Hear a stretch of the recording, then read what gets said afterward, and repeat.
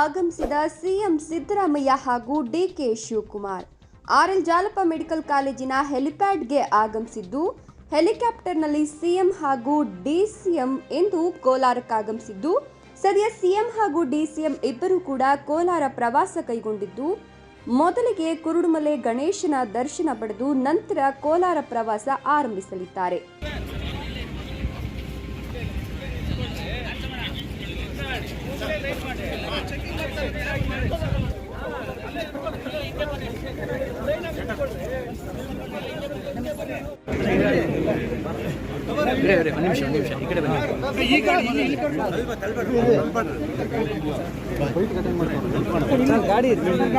ಗಾಡಿ ಕಡೆ ಇದೆ ಸರ್.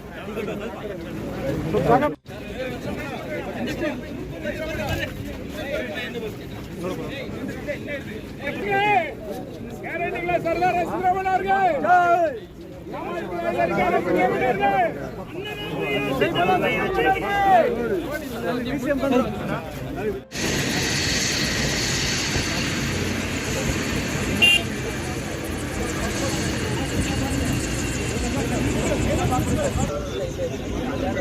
ಬನ್ನಿ ಎಲ್ಲ ಬನ್ನಿಪ್ಪ.